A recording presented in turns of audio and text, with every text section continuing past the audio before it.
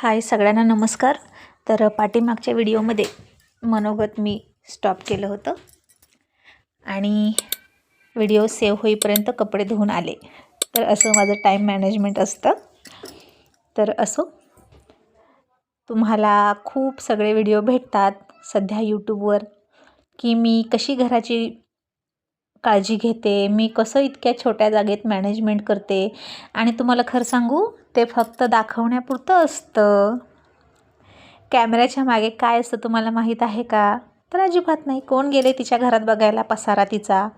ती कॅमेऱ्यासमोर फक्त टापटीपीत मांडते आणि आपणच त्याला भुलतो आणि तेच ते बघत बसतो. तर किचन टिप्स असतील, बाकी सगळं काही जाऊ दे. काही रेसिपीच्या सुद्धा चॅनलवाले आहेत की नाही, कधी कधी त्यांचे व्लॉग असतात त्यांच्या डेली रुटीनवरचं, तर ते बघायचं. त्यांच्या मुलांच्या डब्याला त्या रोज असं चमचमीत देतात का? तुम्हाला मात्र सांगतात आज मुलांच्या डब्याला हे करा, आज मुलांच्या डब्याला ते करा, हे पौष्टिक करा, ते पौष्टिक करा. आणि आपणही मुलांना प्रोटीन खायला घातलं पाहिजे, न्यूट्रियन्स घातलं पाहिजे, हे विटॅमिन गेलं पाहिजे, ते विटॅमिन गेलं पाहिजे, म्हणून त्याचा 4 ताळी म्हणजे 4 डब्यांचा एक टिफिन बनवतो आणि कष्ट घेत बसतो. तर हे सगळं म्हणजे द्या त्यांना खायला, पण स्टॉप करा. कारण हे सगळं मूर्खपणाच आहे. मुलांची काळजी घ्यायची आहे, पण इतकी पण जीव तोडून घेऊ नका की नंतर तो जेव्हा आपल्या हृदयावर पाय देईल तेव्हा खूप वाईट वाटेल. मी तुझ्यासाठी इतकं केलं, मी तुझ्यासाठी तितकं केलं, मी तुझ्यासाठी झोपत नव्हते, रात्रभर वाटाणे सोलत होते, तुला सकाळी वाटाण्याची कचोरी खायची, वाटाण्याचे समोसे खायचे म्हणून. अरे नका इतकं करत बसू, जमल तेवढंच करा ताईंनो, कळलं? तुमच्या शरीराला किंवा तुमच्या म्हणजे प्रॅक्टिकल राहा. हो, मला काय सांगायचं आहे कळलं तुम्हाला? तुम्ही फक्त प्रॅक्टिकल राहा. जसं जमेल तसं मुलांना द्या. आहे पैसा म्हणून उधळपट्टी तर बिलकुल करू नका. आणि त्यांना सांगा आतापासूनच की आमच्याकडून तुला जर काही मिळायचं असेल तर ते फक्त उत्तम शिक्षण, उत्तम आरोग्य आणि बस. तुझ्या पायावर बाकी तू उभा राहायचं आहेस. आणि आजकाल समाजात मुलांची किती काळजी घेतली जाते हे तर आपल्याला माहीतच आहे. इतकं प्रोटेक्टिव्ह केलं जातं की त्या मुलाला स्वतःला प्रोटेक्ट करण्याची गरजच वाटत नाही. आईवडिलांनीच मला प्रोटेक्ट करावं, मी कसाही वागणार. म्हणजे बघितलं ना तुम्ही, तो जर व्हिडिओ बघितला नसेल तर बघा. तो मुलगा त्या डोंगराच्या कड्यावर जाऊन उभा राहिला आहे आणि त्याची अपेक्षा की आईवडिलांनी मला प्रोटेक्ट करावं, मी इथनं पडलो तरीसुद्धा. मग कसं केलं प्रोटेक्ट बघितलं ना? गेला ना सगळ्यांचा जीव. अहो असं नसतं हो. मुलांना स्वतःच्या जीवाची पर्वा का राहीना? कारण त्यांना कधी आपण धडपडू दिलंच नाही. आणि त्यांना वाटतं की हे सगळं काम आईवडिलांचंच आहे. कळलं का? इतकी मुलं हल्ली निर्धास्त झालेली आहेत आणि निर्भीड झालेली आहेत. त्यांना वाटतं आमच्या पोटाची काळजी आईवडिलांनीच करायची, आमच्या होमवर्कची काळजी आईवडिलांनीच करायची आहे. आणि शिक्षक वर्गात बोलले तर हा लगेच जातो चहाड्या करत आणि आईवडिलांनीच इथं येऊन डिफेन्स करायचा. आज होमवर्क राहिला तरी आईवडिलांनीच फोन करायचा आणि म्हणायचं आज त्याचा होमवर्क राहिला. अरे कशाला? त्याचं त्याला करू द्या, त्याला बोलू द्या शिक्षकांची, त्याला खाऊ द्या ना 2-4 छड्या एक्स्ट्रा, मग तो नंतर करेल. पण नाही, सगळं आईवडिलांनीच करायचं. अरे कपडे धुवून देईल ना आई, तुझ्यासाठी स्वयंपाक आई बनवेल, पण बाकीचं सगळं आईबाबांनीच करावं हे कशासाठी? तर हे लक्षात घ्या, या सगळ्या घाणेरड्या सवयी आपणच लावतोय मुलांना की सगळं आपणच करतो पुढे होऊन. कारण काय माहीत आहे, पूर्वीच्या बायकांना खूप कामं असायची हो. एकतर मुलं 5-5, 6-6, डझन असायची आणि त्यांना घरचं करायचं आणि पुन्हा शेतात जायचं. त्यांना वेळच नसायचा हे मुलांसाठी करायला. त्यामुळे त्या म्हणायच्या मर तिकडं, तुला काय करायचं ते कर, शिक नाही तर बैलांच्या मागे जा. पण आजकालच्या ह्या बायका, यांना नाहीत कामं, 1 किंवा 2 मुलं आणि घरातच बसायचं आहे. मग नवरा काय म्हणतो, सासू काय म्हणते, पोरांवर लक्ष नाही, मग तुझं लक्ष आहे तरी कुठं, तुला दुसरं कामच काय आहे? म्हणून ही बाया काय करते, त्या शाळेमध्ये सुद्धा इतकी नाक असते. पण कशाला हो? तुम्हीच तुमच्या हातानं तुमच्या पायावर कुऱ्हाड मारून घेताय असं नाही वाटत का तुम्हाला? तर लक्षात घ्या, मुलांसाठी फक्त आई, बाबा आणि पालक म्हणून राहा. त्यांचे इतके केअरटेकर नका बनू की त्यांना स्वतःचं काहीच वाटत नाही, सगळं तुम्हीच करावं असं वाटतं. लग्न आपणच करा, पोरं आपणच त्यांची सांभाळा आणि हे फक्त काय करणार, रात्री बेडवर गुलगुल करणार आणि पोरं काढून देणार. एवढंच यांचं काम का? तर हे अतिशय चुकीचं आहे. म्हणजे घर आपण बांधून द्यायचं, लग्न आपण करून द्यायचं, यांना फक्त लव्ह मॅरेज करता येतं बरं का. बरोबर की नाही? यांना तेवढं करता येतं, लव्ह मॅरेज करता येतं आणि मग बाकी सगळं आईवडिलांनीच करा. अरे काय हे खूप चुकीची पद्धत आहे ही. आणि मला असं बिलकुल म्हणायचं नाही की माझी मुलं उद्या चुकणार नाहीत. चुकणार हो, शेवटी ती मुलं आहेत आणि प्रत्येक चूक त्यांच्यासाठी नवीन असते बरं का. मुलांसाठी प्रत्येक चूक नवीन असते, कारण त्यांना अनुभव नसतो आणि त्यातूनच आपण सांगायचं आहे. माझी ही मुलं चुकतीलच, कारण समाज वाईट आहे. आईचा पहारा 24 तास त्यांच्यावर नसतो, आईचे मूल्यवान शब्द 24 तास त्याच्यासोबत नसतात. पण आपण वेळोवेळी फक्त सांगण्याचं काम करायचं आहे आणि आपण फक्त माळी व्हायचं आहे. माळी, तो माळी कसा फुलांना बागेला सांभाळतो तसा आपलं दुसरं कामच काय आहे, इंटरफेअर मात्र करायचं नाही. तुम्ही त्या फुलाला असं नाही सांगू शकत की ए फुला, आता तू ना तुझा गुलाबी रंग टाकून तुझा निळ्या रंगाचं फूल हो, असं नाही सांगू शकत. त्या कळीला नाही तुम्ही म्हणू शकत की तू पहाटे उमलू नकोस, तू मध्यरात्री उमल. तुम्ही फक्त त्याला पाणी द्यायचं काम करायचं, निगा राखायची काम करायची आहे. त्यांना काय करायचं ते करू द्या, त्यांचं भावविश्व त्यांना फुलू द्या. काही आईवडिलांच्या अति लाडामुळे मुलं बिघडतात, अति प्रोटेक्टिव्हपणामुळे मुलं बिघडतात. कालचं ते उदाहरण हेच होतं. आणि माझा मुलगा त्याच्या शाळेमध्ये हे उदाहरण सांगितल्यावर सिरियस होऊन घरी आला आणि आई म्हणाला, आई बघ बघ त्यानं असं असं केलं. म्हटलं यात चूक कोणाची रे बाळा? तर म्हणाला त्या मुलाची. बघा आता मी इथंच विषय नाही सोडून दिला, त्या मुलाची चूक आहे आणि आता माझ्या मुलाला कळलं आहे की ठीक आहे बाबा, म्हणजे माझा मुलगा असं करू शकत नाही. पण मी त्याला थांब म्हटलं माझ्याजवळ आणि म्हटलं जरी चूक त्याची असेल, तो आयफोन मागत असेल तरीसुद्धा इथे चूक आईबाबांची पण होती. लहानपणापासून त्या मुलाला नकार पचवण्याची सवय लावलीच नव्हती. नंतर कळलं की त्याच्यामागे कौटुंबिक कलह वगैरे होता, तो भाग वेगळा. पण लहान मुलपणापासून तुम्ही त्या मुलाला नाही असं म्हणा ना, त्याला नकार पचवण्याची सवय दाखवा ना. आणि अशीच मुलं काय करतात पुढे माहिती आहे ना, गुन्हेगार होतात. जर एखाद्या मुलीवर प्रेम असेल, ती नाही म्हणाली, नकार पचवण्याची सवय नाही, मग लगेच तिचा खून करतात आणि स्वतःही मरून जातात. झालं ना मग, एवढं सांभाळलं आणि ते गाढव कार्ट एका पोरीच्या पायात मरून गेलं. काय उपयोग तुमचा आईबाप म्हणून? बरोबर आहे की नाही? तर लक्षात घ्या, कसं राहायचं बघा. मुलांना नकार पचवण्याची सवय लावा. आणि जर कोणाला शंका असेल ना, मला तर असं वाटतं की कधी कधी एक वेगळं चॅनल सुरू करावं आणि त्याच्यावर असेच सल्ले देण्याचंच काम करत बसावं. तर तुमच्या जर काही समस्या असतील ना, तर प्लीज मला कमेंट्स करून तुम्ही बिनधास्त सांगू शकता. मी त्याच्यावर काय करायचं कसं करायचं ते सांगेन. तर कसं असतं आणखीन, तर मी माझ्या मुलाला जवळ घेतलं आणि म्हणालं बघ, प्रत्येकाचा मृत्यू हा ठरलेला असतो आणि त्यानं कुठं मारायचं आणि कशा टाईपनं मारायचं, म्हणजे ॲक्सिडेंट होऊन मारायचं, घरातल्या घरात फरशीवर डोकं आपटून मारायचं, की विमानात क्रॅश होऊन मारायचं, हे ठरलेलं असतं बेटा. म्हटलं तुला सांगू का एक गोष्ट? तर म्हणाला सांग. मग म्हटलं बघ, एका माणसाकडे खूप पैसे होते आणि मग त्यानं काय केलं, त्याला जीव खूप प्यारा होता आणि तो एका ज्योतिषाकडे गेला आणि म्हणाला माझं मरण कशात आहे मला सांगा, म्हणजे मग मी स्वतः वाचेन. तर तो ज्योतिषी म्हणाला तुम्ही एकदा एका सापाचा मृत्यू केला होता, मारलं होतं त्या सापाला, आणि तोच साप पुन्हा जन्माला येऊन तुमचा बदला घेणार, म्हणजे सर्पदंशाने तुमचा मृत्यू आहे. तर त्यानं काय केलं माहिती आहे का, स्वतःसाठी काचेचा बंगलाच बांधून घेतला. आणि आता कसा इथे साप येईल मला, जिथं हवा पण येत नाही तिथं साप नाही येऊ शकत मला मारायला, असं त्याला वाटलं. तो खुश होता. असेच काही दिवस गेले आणि मग त्याला बोरं खाण्याची इच्छा झाली.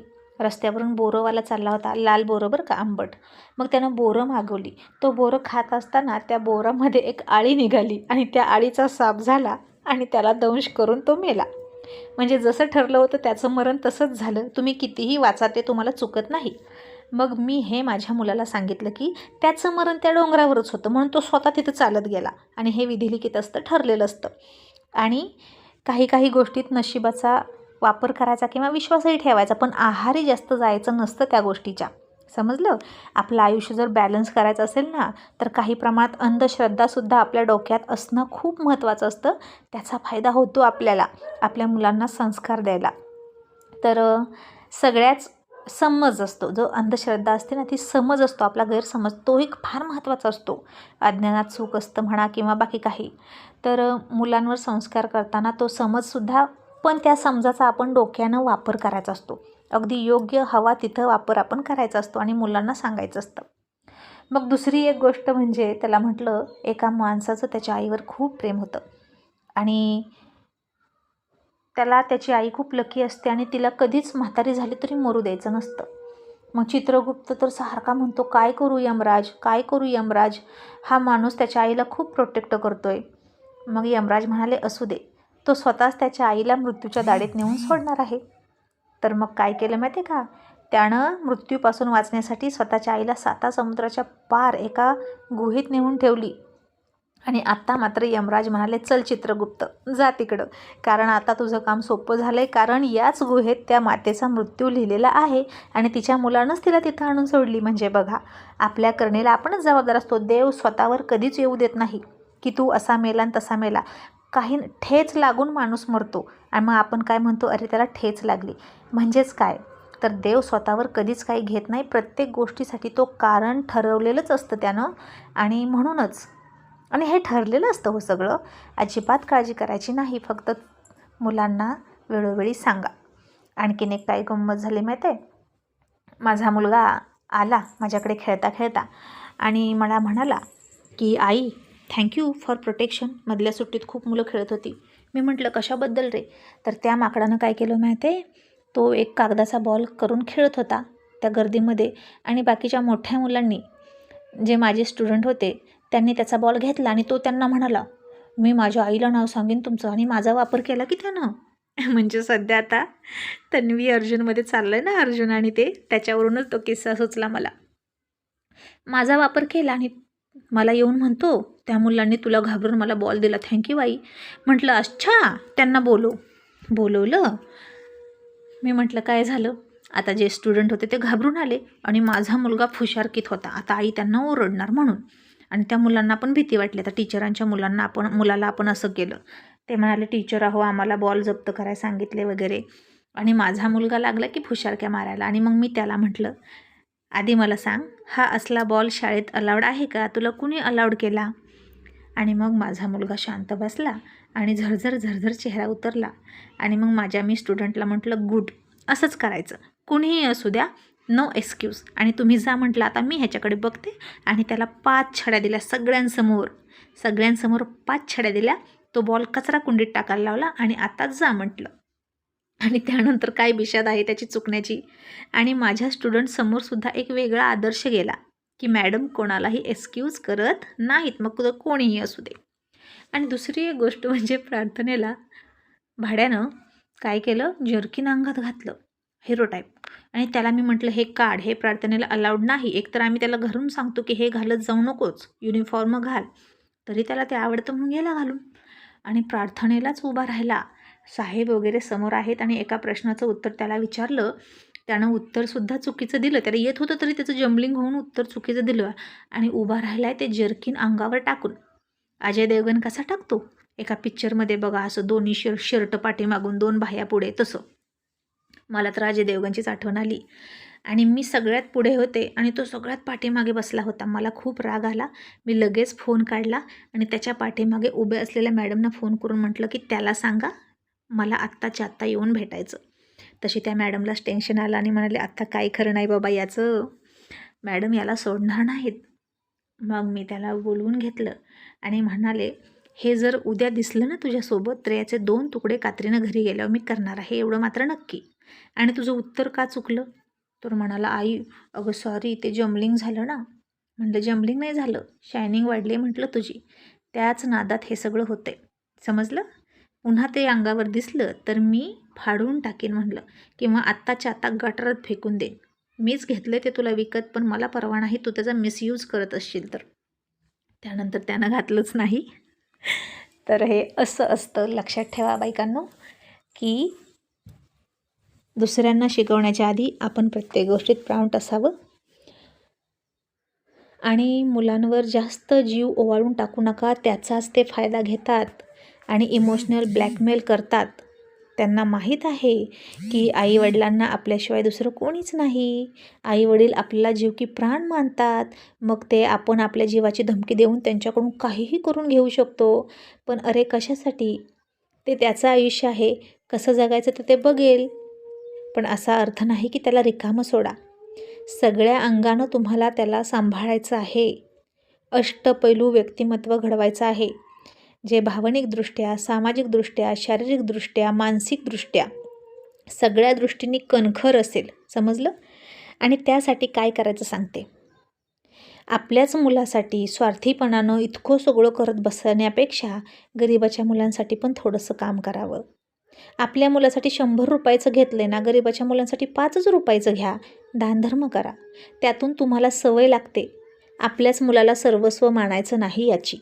आणि त्यातून आपल्या मुलांनाही ते दिसतं आपल्या कृतीतून की आपली आई अरे इतरांची पण मदत करते, आपणही करावं. आणि आपल्याला ती सर्वस्व मानत नाही. कारण लक्षात ठेवा, एक वेळ अशी येते की आपले सख्खे नसतात आपल्यासोबत, मुलं नसतील, पण आपल्यासोबत नातेवाईक सख्खे नसतील, पण जे जोडलेले असतात, कधीतरी आपण ज्यांना मदत केलेली असते तेच आपल्या पाठीशी खंबीरपणे उभे राहतात. एवढं लक्षात ठेवा आणि परोपकार करा. हे बाबा आमटे वगैरे तुम्ही बघता ना, समाजसेवक कसे हो घडले ते. त्यांना नाही का वाटलं एवढा मोठा हॉस्पिटल टाकावं, आपण डॉक्टर आहे आणि हॉस्पिटल टाकून पैसा कमवत बसावा. नाही, त्यांनी परोपकार केले आणि इतरांची सेवा करत राहिले. आणि याच्यातून स्वार्थी विचार आपल्या डोक्यात कधीच येत नाही. कधी म्हणजे कधीच. आणि माझा आत्तापासूनच एक सल्ला ऐका, मुलं लहान असतील तर आपल्या मुलांचे लाड तुम्ही प्रमाणातच करा. त्यांना नकार ऐकण्याची सवय लावा.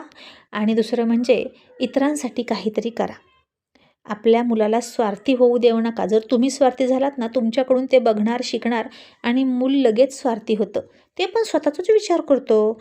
तुम्ही तुमच्या मुलाचा विचार करता, पण तुमचं मूल फक्त स्वतःचा विचार करतं, आईबापाचा पण करत नाही विचार. लक्षात ठेवा. कळलं? म्हणजे तुम्हीच तुमच्या हातानं पायावर कुऱ्हाड मारून घेता असा त्याचा अर्थ होतो.